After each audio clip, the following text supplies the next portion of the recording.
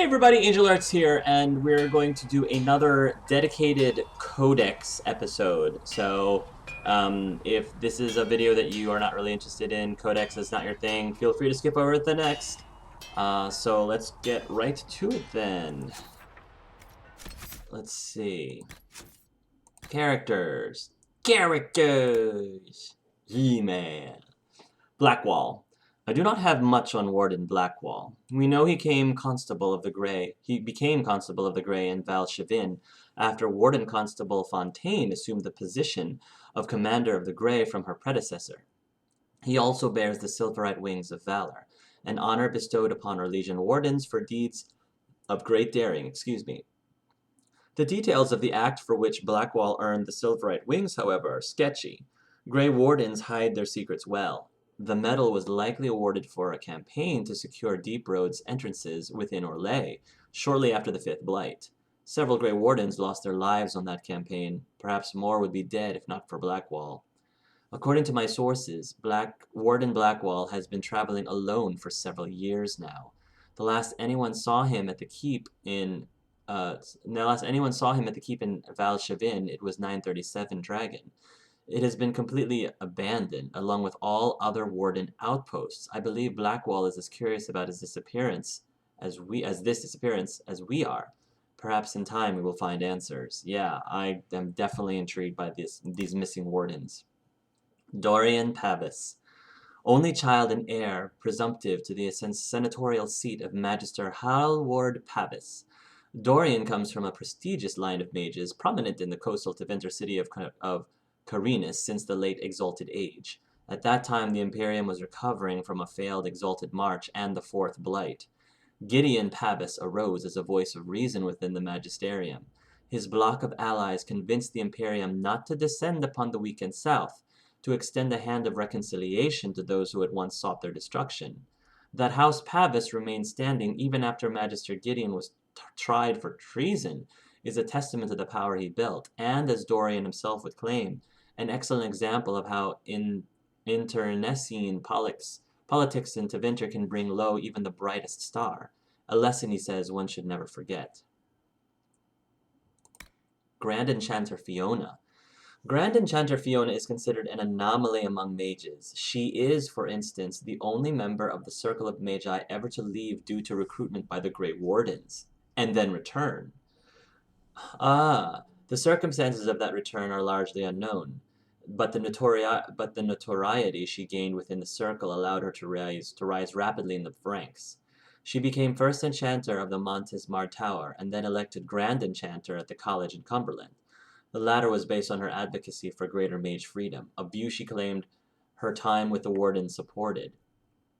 Urging for a vote on the matter led to the College of Enchanters' dissolution in 940 Dragon, and then, when a vote was attempted secretly, to Lord Seeker Lambert of the Seekers of Truth arresting Fiona and her fellow enchanters. Following their flight to the ruin of Andoral's Reach, the escaped mages held and passed a final vote on the Circle of Magi's independence. This began the Mage Rebellion. While Fiona no longer holds the official position of Grand Enchanter, most mages still consider her an integral part of the rebellion's leadership. Hero Ferelden. The hero of Ferelden grew up in Denerim's impoverished elven alienage. Oh, I miss you, Angelus. And Sorith. And Rory, of course. A bitter clash with a Denerim noble brought during the hero's wedding resulted in the hero facing arrest by the city guard. The Grey Warden commander Duncan recruited the hero, saving him from a certain death sentence. After defeating the Archdemon and ending the Fifth Blight, the hero Ferelden took up the mantle of Warden Commander. He began the task of rebuilding the Order in Ferelden, serving with honor until his disappearance several years later. His current whereabouts are unknown. Ooh. Iron Bull. M, my dear friend. I completely understand the difficulty you face. To have such well-equipped bandits attack your family's caravan so regularly and with such exquisite knowledge of your shipping schedules is indeed highly unfortunate. There is no shame at all in finding your household guards wanting in such trying circumstances. To answer your question, when faced with my own troubles last year, I employed the Bull's Chargers. Their leader, the Iron Bull, is a Qunari, a great horned giant of a man, He looked like a savage, but spoke like a gentleman. He seems unstoppable in combat, but is far more clever than a simple swordsman. His mercenaries were costly, but they were both strong enough to protect my family's caravans, and clever enough to discover how the bandits came into such luck in their attacks upon my family. The bandits have been no trouble at all since, and a baron of our mutual acquaintance effusively assured me that he would be greatly surprised if they ever again caused us difficulty. If you wish to employ the Iron Bull, I can provide you with his contact information, as well as a list of the liquors he enjoys most particularly. Ooh. Will your husband also be present in these negotiations, or will you be making the acquaintance of the Iron Bull in a more intimate setting? Wow, Tib. If so, we shall have to talk the next time our men go hunting. Yours in friendship, B. A letter lifted from a hidden drawer in a noblewoman's vanity and copied carefully before being returned. Lord Seeker Lucius Corin. Every Templar I knew felt certain he would compromise to see the war ended. But lately, the man seems different, does he not? I never met him before he assumed command, but even in his short time his opinions on the war have turned. He did not go to the conclave he personally supported. In fact, he seems to regret supporting it at all. He talks of the Templars establishing themselves as a power in their own right, and our fellows are all too eager to listen. I don't know from where this change of heart came, but I begin to wonder if Lambert's death wasn't as simple a matter as we assumed. Something is amiss within our order, and all I know is that it's beyond me to discover what. From a letter written by an unknown Templar, found in a burned-out fort, 941 Dragon. Is there another character that I didn't? Oh, there's a bunch more. Magister Geryon Alexius. Lords and ladies of the Magisterium, before we vote on the budget for this latest measure against the Qunari, I would ask that we take a moment to consider the state of our institutions of higher learning. The Circle of Minrathos is more than 10,000 years old. Darinius, the dreamer himself, was born within those walls. It continues to be a source of wisdom and guidance for the best and brightest of the Imperium's youth. Yet it falls into disrepair. Magister Aurelius has made her case several times for increased funding to the circles, and as yet her appeals have gone unanswered. Magister Varen has spoke at length on the threat of the Oxmen in the north, a tide of brutality that we alone hold back. Let me add this. How shall we defeat the Qunari? How have we held back their advance all these long years without support from the other nations of Thedas? You know the answer. Magic. It is our magic that holds the beasts at bay, and through the ingenuity of our magic we will drive them forever. They will drive them from our shores forever. My friends and colleagues, this is the battle we prepare our apprentices, sons and daughters to face. They need the resources to discover new magic, new techniques that can lead us an advantage in this endless war. That can lend us an advantage in this endless war. They cannot do this while roofs crumble over their heads. Repair the circles. Let the Imperium's future be more than slow decline to the marching steps of legions. An address by Magister Alexius to the Magisterium taken from the official minutes in 939 Dragon. Sarah. This report by Josephine has been defaced numerous times in a different hand. On Sarah, Red Jenny, and Bellissima lady parts, von Knucklefronts. It falls to me to comment on this Red Jenny, for as a creature of the court I must have seen the effect of her actions, although I cannot be certain. Does that make them effective or ineffective? What I know is that she has vexed cities, guardsmen across Thedas, and always escaped. Accessing all available records, it seems clear that there have been multiple embodiments of the name, often at the same time. The limitations of communication are such that it is impossible to verify in the moment. A crude drawing of a guard with her breeches at her ankles. The severity of the attributed actions vary wildly, from petty to outright vicious, while official reports label these actions unfair. While I have knowledge of many named as victims, and several are of suspect character, Sarah would call them something altogether untoward. Yeah, mums, the lots of them. There are tales of Red Jenny targeting criminals, slavers, and even assassins' guilds. The benefit of having a local is that they are invested in regional concerns, although this obviously varies. I can discern no protocol. Don't need a title to be awful and deserve it. So who is our Red Jenny? She has been amusing herself in Val Royeaux for some time, although it is clear from her accent that she is deeply Ferelden. She met with outright laughter my inquiry as to whether she had any special elven concerns that I could address. I have conferred with Liliana about the danger of this group, and our estimation is that this incarnation of Red Jenny is, at least, a good distraction. Ah, the scary one cares. Addendum. Denerim. Sarah's claim to have lived in Denerim cannot be verified, but seems likely. The alienage there was neither stable nor secure. Many residents of the city fled the region following the Blight. Given her nature, Val Royeaux would have seemed rife with targets. Denerim is more than its share of suspect nobility, but most were rallied against a common enemy, thanks to the efforts of the hero Ferelden. Forced to more like stuff and double stuff. Looks like Sarah got her hands on this report. And Vivienne, Madame de Fer. Magic is dangerous, just as fire is dangerous. Anyone who forgets this truth gets burned. That's what she told us. An assiduous and a talented scholar, Vivienne rose rapidly through the ranks of Montismar's circle. When made a full-fledged enchanter, she elected to join no fraternity, a decision that shocked colleagues, but may have been a calculated maneuver. When she successfully applied to be appointed enchanter to the imperial court, nearly every fraternity clamored for her favor in hopes of having a representative at the empress's ear. She was voted first enchanter of Montsimard at an age young enough to cause scandal. The circle widely regards her as the most shrewd and disciplined mage in Orlais. She definitely has quite an air about her. Queen Honora MacTier. Ooh. I can't wait. I hope I get to see Alistair. Maybe with the Grey Wardens. We gotta find the Grey Warden so we can find Alistair. Previously wife to King Caelan, descendant of Calenhand, and the last of the Theron bloodline to rule Ferelden, Queen Honora came into her own during the Fifth Blight. With the throne left vacant following her husband's death, she was confirmed as sole ruler with the support of the hero Ferelden, and this confirmation allowed her to rally her nation behind the Grey Wardens and the battle that ultimately ended the war with the Darkspawn before it ever truly began. Since that time, concerns linger that Queen Honora has still not produced an heir, concerns that she has thus far successfully dismissed.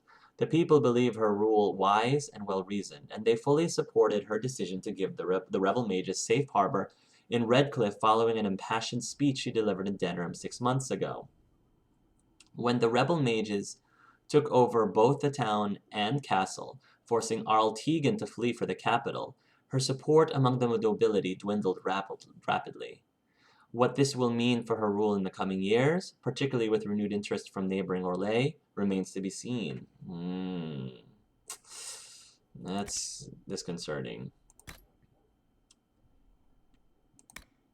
Deep Stalker. One of the few natural, non-darkspawn creatures to live in the deep roads. The Deep Stalker is a reptilian cave dweller known for burrowing into the stone paths of the deep roads and ambushing prey, usually nugs. They hunt in packs, attacking with round mouths of serrated teeth or spitting poison from venom glands.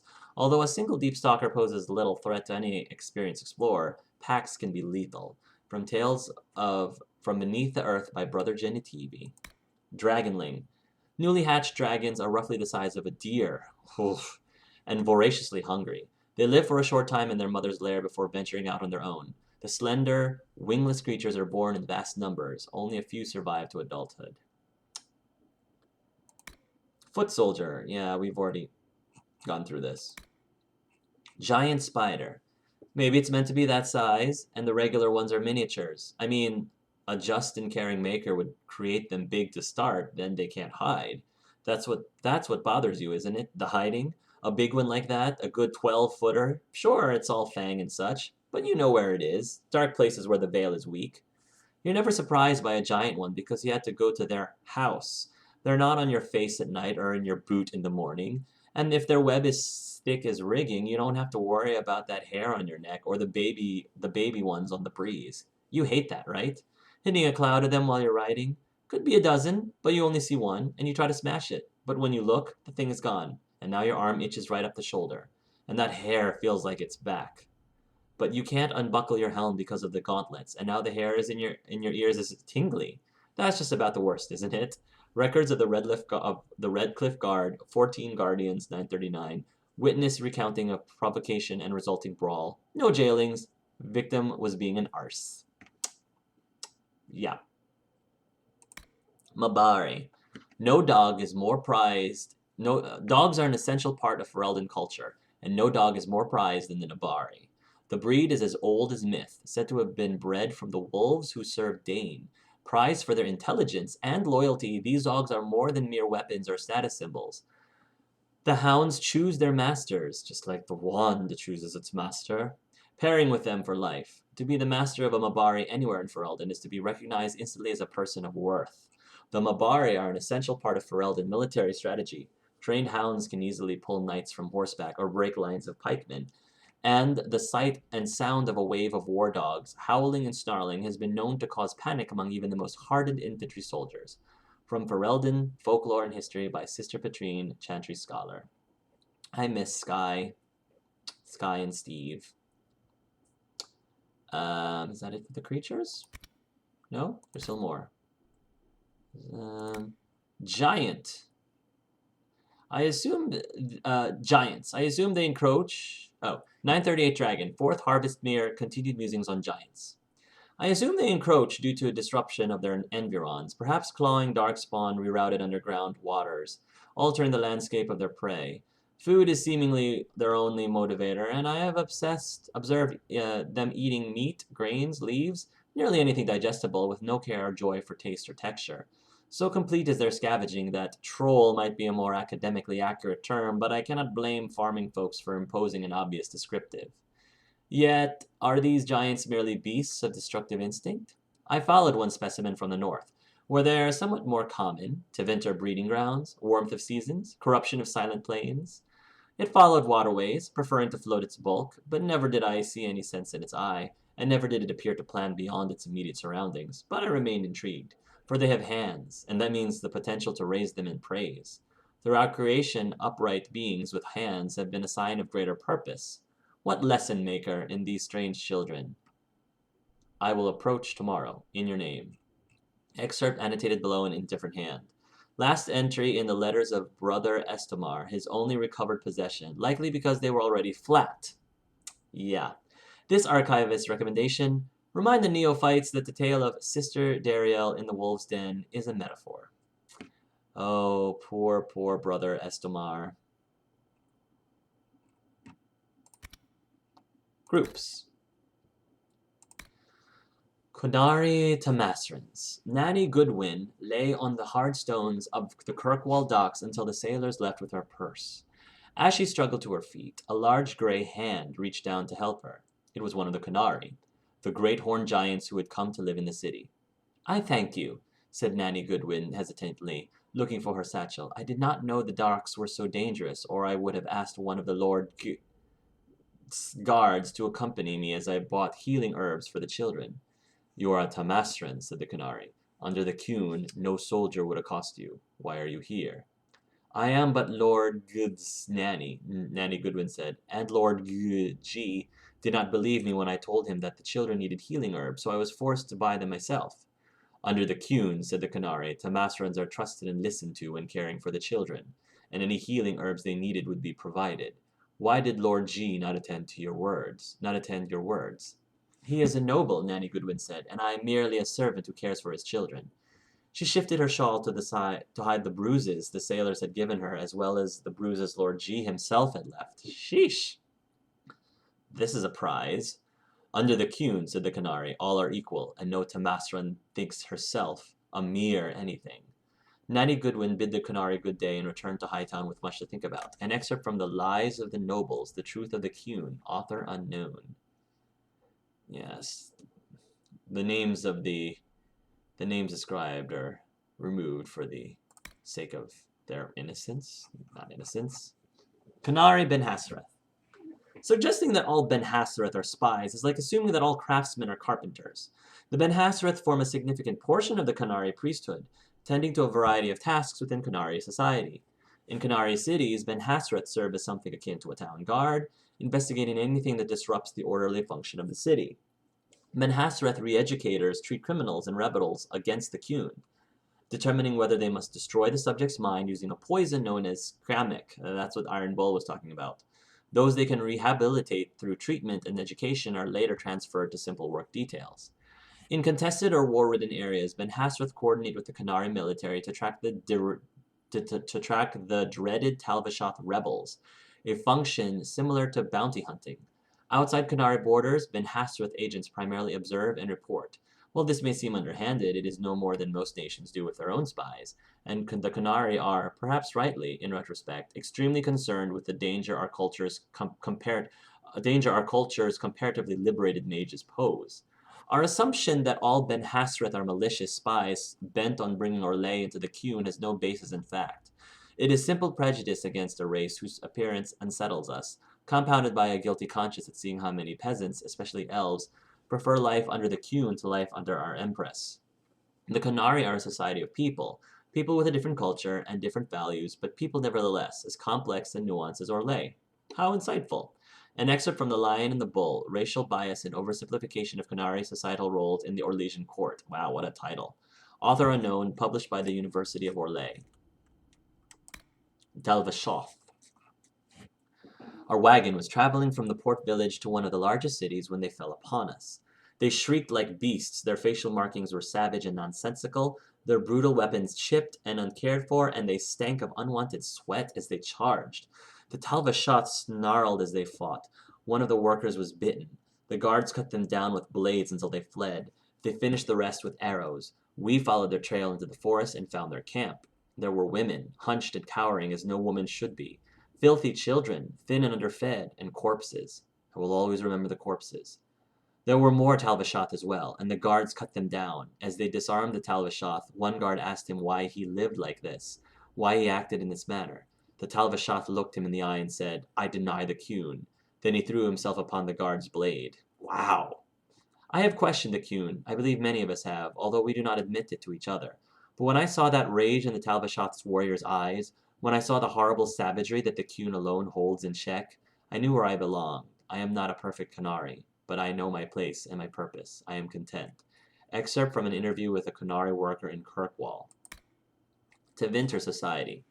To those outside of the Tevinter Imperium, it is easy to imagine a society filled with mages and elven slaves and little else. In truth, there are 3 different Tevinters. Ooh, I did not know that. Each of them a world completely separated from the others. There are the mages, the land's nobility, completely obsessed with competing for supremacy with each other, almost to the exclusion of paying any heed to the nation's enemies, such as the Qunari. The well-bred Altus sneer at the Latins, who in turn sneer at the Praetari. Dorian was talking about these titles, this hierarchy. They vie for dominance in the magisterium, where factions shift and flow on a daily basis with deadly consequences, requiring every family to put on a veneer of perfect citizenship or face scandal and censure. Then there are the so-called Soporati, the sleepers. These are the non-magical citizens who vastly outnumber the mages, yet are beholden to their whims. Many are resentful of this status, plotting in secret even as they secretly hope their children will possess magical talent and enticing lure, since the talent could conceivably show up in anyone, even a slave. It would be easy to forget that Tevinter possesses a massive class of publicans, the civil servants and leaders of the legionnaires. It has an enormous merchant class, enough teeming poor to drown any other nation in Thedas, and the shadowy thieves called Praesumptor, who are practically treated with respect. And then there are the slaves. One would think they, at least, see each other as equals, but it is not so. The divide between the freed liberati, those who act as personal servants to magisters, those who work on farms and factories in the service publicus, who do all the tasks proper citizens will not, it is all but insurmountable. But perhaps in emulation of those who own them, imperial slaves will connive and scheme to try anyhow.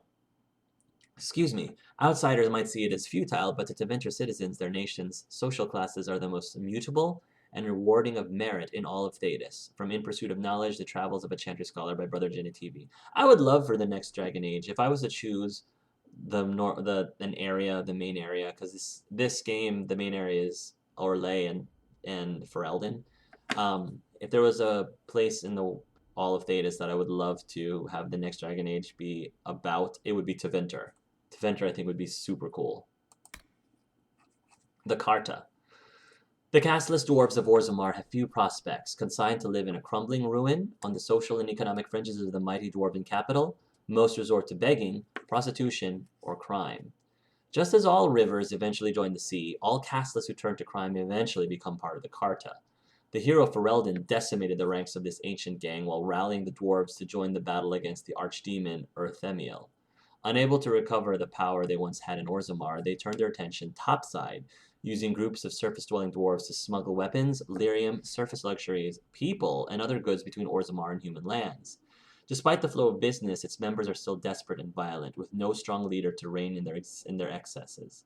They have little sense of dwarven honor, and freely break their word, double-cross allies, and renege on deals. Yeah, those are not qualities of a, of an organization that I think is going to be, is going to last very long. From the Stone Inner Children, Dwarves of the Dragon Age by Brother Genetivi.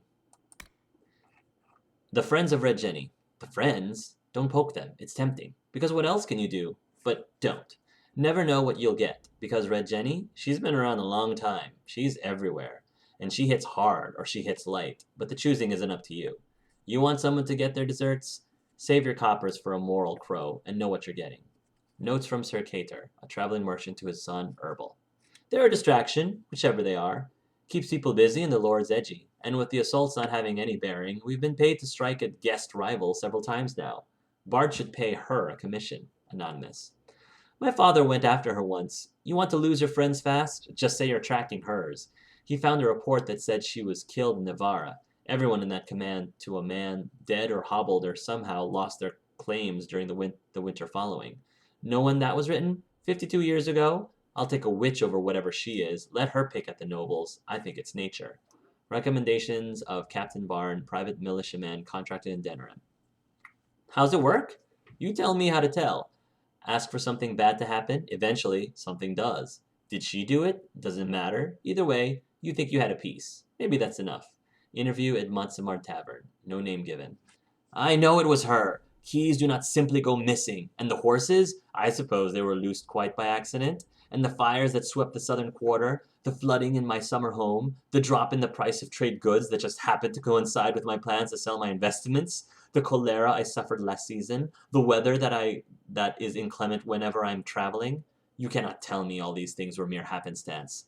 Perhaps your disbelief is her doing as well. You're dismissed. Everyone is dismissed. The scattered notes of Ban Markle. Oh, I love that. The Grey Wardens. The Blight had ravaged the land for months. The armies of the great kings amassed for one last stand. As the sun burst through the clouds that boiled and churned in the dark sky, it illuminated a vast seething horde of darkspawn with the archdemon at its head. It was then, when courage seemed to fail and all lost to death and despair, that the Grey Wardens came. They arrived with the beatings of wings like mighty war drums and stood before the armies of men. The Grey Wardens, grim and fearless, marched forth, ever between men and the encroaching darkspawn. They formed the shield of their own bodies and held that line until the archdemon was dead and the last darkspawn lay trampled in the dirt. Then, demanding neither reward nor recognition for their sacrifice, the Grey Wardens departed. When the clouds rolled back and the sun shone full upon the blighted ground, the great kings knew that they had lost no men, that none of their blood had been spilled. Ooh, this is the story that Wynne told Angelus way back when, if you remember. This is a tale about no battle the Grey Wardens have fought, and yet about all of them. About them all. Oh, yes! Wynne said that too. And yet about them all. They have always defended us from the Darkspawn, taking losses so we do not have to. Again, word for word from Wynne. Adaptation of a Grey Warden legend. The tale outlined above is widely told, although subject to regional variations. Free marchers might substitute great kings for titles bestowed in their given city-states. In Ferelden, the implied army of wardens is sometimes replaced with two, representative of the national heroes who fought and defeated the archdemon at Denerim during the Fifth Blight. The beating of wings is a reference to the griffins. Griffins!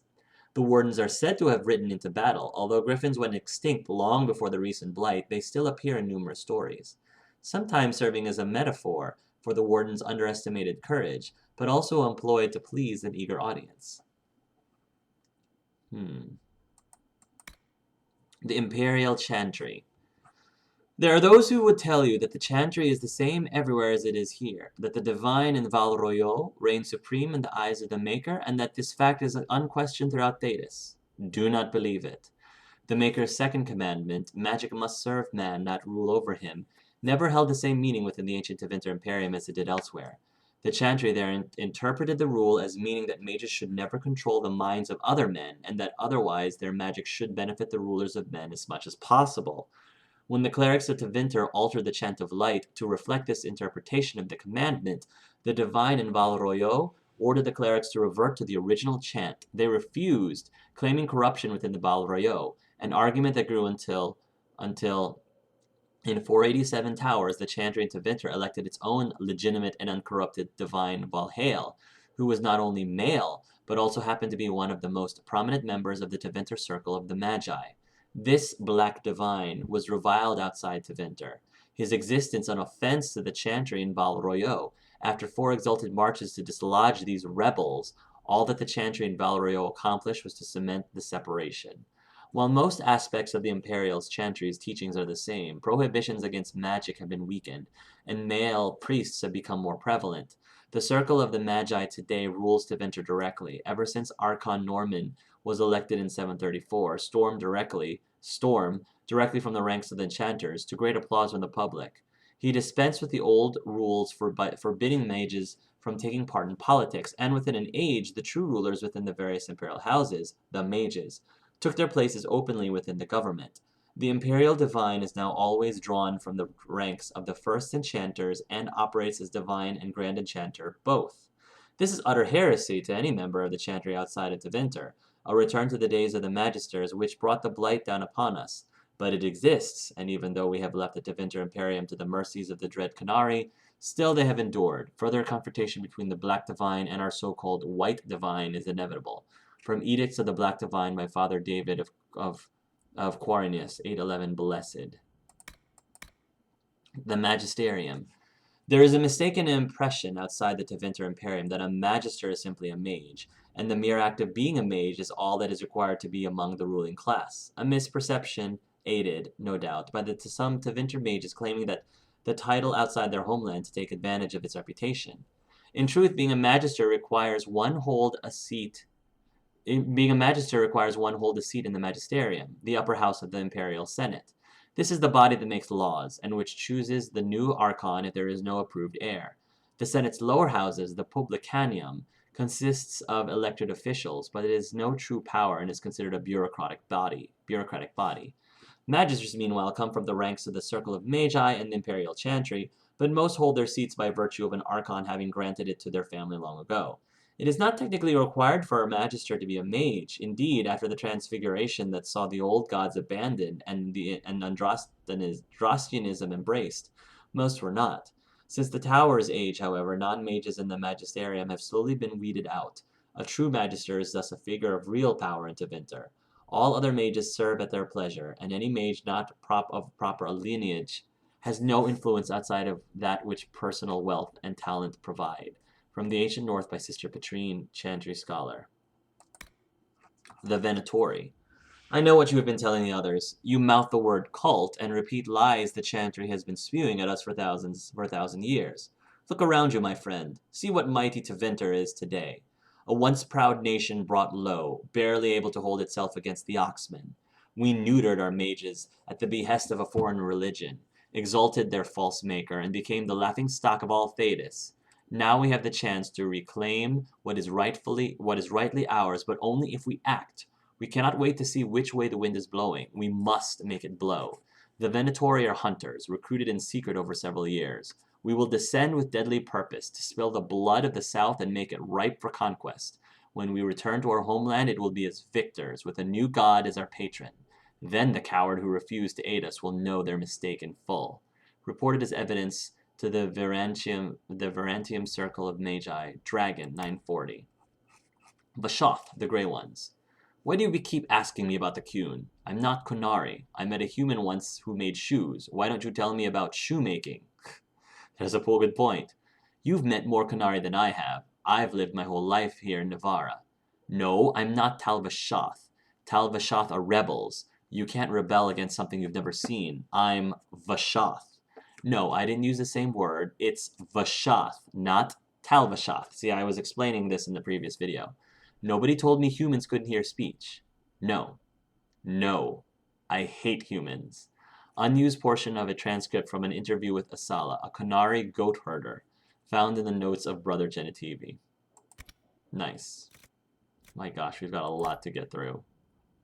Yeah, we've still got a lot to get through. The wrath of heaven. Those who oppose thee shall know the wrath of heaven. Field and forest shall burn, the sea shall rise and devour them. The wind shall tear their nations from the fact of the earth. From the fact of the earth, should be for the face of the earth. Lightning shall rain down from the sky. They shall cry out to their false gods and find silence. Canticle of Andraste 7:19. Who is Andraste? This question has lingered in the ages since her death, not as easily answered as the faithful assume. Born an Almari slave in the frontier realm of the Tevinter Imperium, now Ferelden, the chant says she is the bride of the Maker, that he told her in a vision of her role, leading the rebellion against the corrupt magisters. Is it true, or as some early Andrastian cults believed? Did a friendly spirit bestow this vision? We must remember that legends of Andraste were a multitude in the years immediately following her execution, and beliefs we take for granted belong to the cult, victorious in suppressing all others. Indeed, even to suggest there was once disagreement was considered the direct hearsay. Until today, when we have lost even the memory of disagreement, all we know for certain is that Andraste inspired a world gripped by tyranny and chaos, that she helped spark a war which tore all of Thedas asunder, from questioning the chant by Magister Vibus Agorian. In hushed whispers, those who had been cast down, the demons who would be gods, began to whisper to men from their tombs within the earth, and the men of Tevinter heard and raised altars to the pretender gods once more, and in return were given, in hushed whispers, the secrets of darkest magic. Canticle of Threnodies 5:11. Hushed Whispers, if you remember, was the name of the mission name of the adventure with Dorian through time. The fifth stanza of Threnodies is a complete retelling of the creation story appearing in stanza 1. The authors are clearly different, with notable disagreements on the nature of spirits and the ultimate cause of the second sin. This stanza lays the blame for mankind's corruption squarely on the old gods rather than on a flaw inherent to human nature. Therefore, historians believe a Tevinter author, perhaps even Archon Hissarion himself, wrote it. In the 11th verse, we see this illustrated most clearly. The demons who would be gods can be no one but the old gods. They are credited here not only with broaching this golden city, but with gifting the secrets of magic to humankind. The implication is that without this instruction, these hushed whispers, no magic would exist. From the Chant of Light, Literary Analysis and History by Sister Tessaria. Magic. Oops.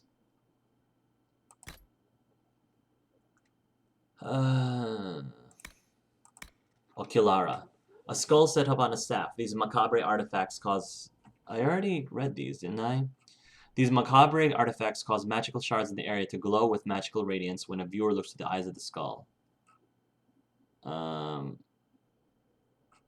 There must be more... Alexius was quite clear in his orders. We must scour the countryside to find more of the shards. Without them, the Venatori cannot claim the treasure our master seeks. Oh, that's why we're getting these shards. To keep them away from the Venatori. For that, we need the Oculara. Without them, the shards are nearly impossible to find, even if they are no longer cloaked by whatever magic hid them for all these centuries. So if you remember that shack we found with all the Oculara skulls, that must have been owned by the Venatori. There must be more tranquil in the area. The rebels abandoned most of them when they fled their circles. Remember, the skull will only attune properly if the tranquil is in close proximity to one of the shards when the demon is forced to possess him. What? Even then, the blow must be delivered immediately. The Oculara provided from Tranquil killed... Oh my gosh, the Oculara produced from Tranquil killed even minutes later failed to illuminate the shards when used. The Oculara are the skulls of Tranquil. Oh my gosh. Ooh. That's so creepy. I trust you to continue your efforts in this matter. Our master expects success. A letter found in an abandoned house in Redcliffe Village. See, this is why I'm glad I'm reading through the codexes, because there's just these little things that you never know. Interesting things that you just never know. Redcliffe. King Calenhad Theron once famously declared, "The fate of Redcliffe is the fate of all Ferelden." Certainly, the castle is the first and last defense for the sole land route into Ferelden, and the country has never fallen to any force that did not first capture Redcliffe. The castle, which despite being three times captured, is popularly described as unassailable. Also guards one of the largest and most prosperous towns in Ferelden. Redcliffe village is well situated near the mountain pass to Orzammar and the Orlesian border, and so serves as a center of foreign trade. For these reasons, Redcliffe is accounted an Arling despite the smallness of the domain. The inhabitants of Redcliffe village are primarily fishermen or merchants who ship dwarven goods through the pass from Orlais to Denerim. When the entire village smells of smoked fish on certain late autumn mornings, the merchants in their finery do their utmost to pretend otherwise. From In Pursuit of Knowledge, The Travels of the Chantry Scholar by Brother Genitivi. The events of the Ferelden Civil War left Redcliffe in tatters. Its reconstruction has been a slow process, but the city has made a remarkable recovery after its ordeal at the hands of young Lord Conor Gwerin. After the Battle of Denerim, Arl Eamon gave the Arling over to his younger brother in order to devote his full attention to advising the throne. Tegan! He left the new Arl Tegan with the monumental task of rebuilding the town and perhaps the even greater challenge of dealing with the influx of mages into the area following the breaking of the circles. From The Changing Face of Thetis by Sister Petrine, Chantry Scholar. I wish I could see Tegan again. I love Tegan. It was good to see him in the Dragon Age 2 DLC. Saharan. The goal is fear. The Qunari in Saharan's markets must fear that everyone who serves their food is a rebel looking for a chance to slip poison to a Qunari's plate. The rebels must fear that every farmer they pass in the field is a Ben Hasrath spy ready to bring soldiers running. And the commoners, the peasants, they must fear everyone. They see rebels light fires that kill Qunari and commoner alike. They see Ben Hasrath arrest commoners who all know are innocent. When these events do not occur naturally, it is our duty to catalyze the process. Only when the commoners of Saharan fear the rebels and hate the Qunari will the Imperium be seen as the preferable option. The actions we take here may seem cruel, but to succeed, we must agitate until all of Saharan hates both the rebels and the Qunari for their actions. Only when the people are broken can we save them. Only when they fear all others will they accept the aid of the Imperium. Any good soldier would kill 10 men to save 20. We must bring terror to Saharan so that we might one day bring peace. An excerpt from a training manual given to Tevinter operatives joining the Sicarii, whose existence has been officially denied. Am I missing another? Oh no, there's a bunch more. The Summer Bazaar. We rededicate this jewel of Val Royeaux as the Summer Bazaar of the First Lion, to reflect the spirit of renewal that is at the heart of the capital and our people. Let the strength of the four always guard the grace of the Empire. Let the blossoms and the promise of the changing season be tribute to trade and public gathering. For here in the name of the Lion Valmont, we will be an example of the world of how Orlesians respond to adversity. Our way cannot be threatened, for it embodies the truth of the tradition and the promises of progress. The blight finds no purchase in the heart of commerce. A plaque dedicating the Summer Bazaar for victories earned and to come, placed in 530 exalted. Val Royeaux. Val Royeaux. Any resident, a Royan, never heard of that before, will say it is the greatest city in the world. Many take such pride for arrogance, but they do so through smiles as they nod in agreement, for such is the cost of doing business in the capital. Val Royeaux is in every way a world leader, in commerce, culture, and its own exaggerated beauty. The site was founded during Evrian's grand unification, the result of a mix of influences not so much balanced as driven together. And while such an amalgamation would be cause for chaos elsewhere, the prosperity of the region has enabled an upward spiral of indulgence. The capital has endured the ages to become a beacon of civilization, and its citizens the measure of modernity. Just ask them. An element of Val Royeaux is notoriously risque, and it exists harmoniously besides the aristocracy and the palace bureaucrats. Indeed, the aristocracy tends to indulge in the city's darker side quite frequently, if discreetly, and that only adds to the mystique. Nobility elsewhere tend to be much more conservative and concerned about their reputation, even if a trip into the capital to indulge a few private pleasures is not completely out of the question. In Val Royeaux, transgressions are suffered and forgiven with flamboyant urgency. That is not to say the city is without lasting scandal or hardship, but one must squint past the gilding to be allowed even a glimpse, as Royans are very careful about the face they present. Such it is with the master nobility and the underbelly of their streets. Excerpted from Val Royeaux, excess grand and otherwise, by formerly Sister Laudine. Tales. Oh my gosh, there's a lot of tales. Maker, have you left me here? Temple, sacred ashes. Tragic, mark upon our land. Skyfall, let darkness reign on thee. Now flee from the dragon's heart. Warring, battled scarred eyes. Breach, into the fade has come. Demon, please spare my life and our sons. As performed by the bard Meriden Halfwell. Once we were in our peace with our lives assured. Once we were not afraid of the dark. Once we sat in our kingdom with hope and pride. Once we ran through the fields with great strides. We held the fade and the demon's flight, so far from our children and from our lives. We held together the fragile sky to keep our way of life. Once we raised up our chalice in victory. Once we sat in the light of our dreams. Once we were in our homeland with strength and might. Once we were not afraid of the night, as performed by the bard Meriden Halliwell. Beautiful voice she has. Rise. Find me, still searching for someone to lead me. Can you guide me to the revolt inside me? Promise, surviving the breach. Promise, surviving the breach in the sky. Templar, igniting fire inside me. Maker, remind me, gone are the days of our peace. Now we reside in the great divide. No promise, surviving the breach in the sky. Sarah was never... Ooh, this is Sarah's song. Sarah was never quite an agreeable girl. Her tongue tells tales of rebellion. But she was so fast and quick with her bow, no one quite knew where she came from. Sarah was never quite the quietest girl. Her attacks are loud and they're joyful. But she knew the ways of nobler men, and she knew how to enrage them.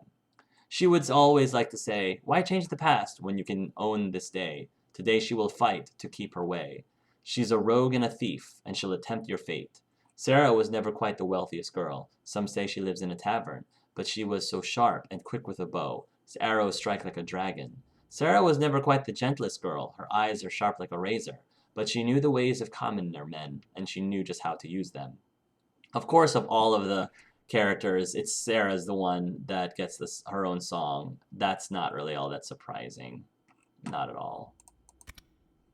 And the tutorials, I think we've gone through. Yeah, we've gone through all of these. Yeah, we're fine. We're fine. Okay. Whew, that took a little bit longer than I thought, guys. Sorry about that. But we learned a lot of really interesting stuff. So, yeah. Thank you guys for watching. We're going to continue on with the next episode. Until then, love yourselves and love each other.